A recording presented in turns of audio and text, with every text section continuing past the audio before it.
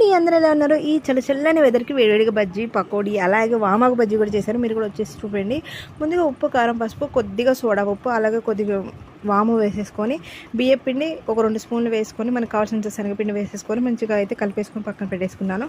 Next వచ్చేసి ఇక్కడ పచ్చిమిర్చి అయితే లోపల అదంతా తీసేసి నార్మల్ సింపుల్గా సాల్ట్ పెట్టేసుకొని ఇక్కడైతే బజ్జీ వేసుకున్నాను. అలాగే వామాకు బజ్జీ కూడా అన్నాను కదా, ఆకులుగా నీట్గా తెచ్చి ఇక్కడ ఒకప్పుడు అయితే మనం బజ్జీ వేస్తుంటే ఎప్పుడు నాకు ఇట్లా చిట్లిపోయినట్లు కానీ ఎక్కువ వాటర్ ఎక్కువైపోయి విడిపోయి ఒక బజ్జీ లాగానే వచ్చేది. ఓన్లీ పచ్చిమిర్చి పైకి తేలుతుంది అనమాట.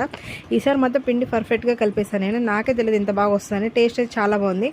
5 బజ్జీలు వేసాను కాబట్టి అందుకే ఇంత బాగా కుదిరింది ఏమనిపిస్తుంది నాకు. ఇక్కడ వచ్చి కొంచెం పకోడీ వేసిన తర్వాత నెక్స్ట్ వచ్చి వామాకు బజ్జీ కూడా వేసాను. వామాకు బజ్జీ అయితే మా వారికి అయితే చాలా ఇష్టం అనమాట. చాలా బాగా నచ్చింది. ఇంతకుముందు తినకుండా చూసాను. ఫైనల్లీ మన అయితే ఇట్లా మన బజ్జీ వామాకు బజ్జీ పకోడీ అయితే ఇలా అయింది. మీరు ఈ వర్షానికి ఏం చేసుకున్నారు? ఈ వెదర్కి వేడివేడిగా సూపర్గా అనిపించింది టేస్ట్ అయితే మాకైతే. నేను ఇది 4:35 ఆ టైంలో అయితే చేసుకోండి, చాలా బాగుంటుంది. వీడియో కనుక నచ్చితే like and share. Bye bye.